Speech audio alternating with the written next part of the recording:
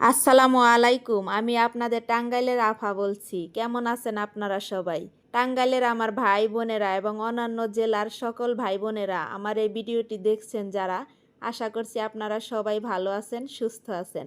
আমি আজ খিচুড়ি রান্না করছিলাম আর ভাবলাম রান্নার ফাঁকে ফাঁকে ছোট একটা গল্প শোনানো যাক।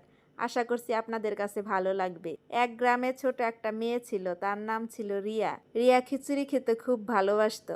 যখনই তাদের বাড়িতে খিচুড়ি রান্না হতো, রিয়া খুশিতে লাফিয়ে বেড়াতো। একদিন রিয়ার মা অসুস্থ হলেন আর খিচুড়ি রান্না করার মতো কেউ ছিল না তাদের বাড়িতে। রিয়া দেখলো তাদের ঘরে অল্প চাল আর ডাল আছে। সে ভাবলো, কেন না আমি নিজেই খিচুড়ি রান্না করি আজকে। ছোট রিয়া প্রথমে একটু ভয় পেয়েছিল, কিন্তু মায়ের খিচুড়ির গন্ধ তার মনে পড়ছিল খুব। সে চুপি চুপি মায়ের কাছে গিয়ে জিজ্ঞেস করলো, খিচুড়িতে কি কি দিতে হয় মা?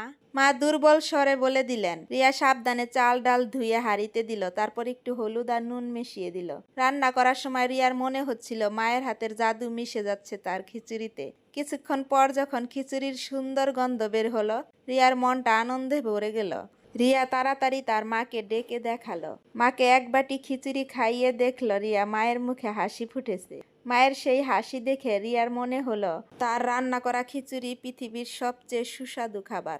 আমার মিষ্টি ভাইয়া ও আপুরা, আপনাদের কাছে রিয়ার গল্পটি কেমন লেগেছে কমেন্ট করে জানাতে পারেন। আপনাদের মূল্যবান মতামত আমার জন্য অনেক উৎসাহের ব্যাপার।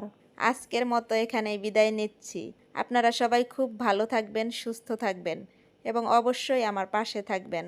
আপনাদের ভালোবাসা আর সমর্থনই আমার এগিয়ে যাওয়ার শক্তি। খুব তাড়াতাড়ি নতুন কোনো কিছু নিয়ে আবার হাজির হব ইনশাআল্লাহ।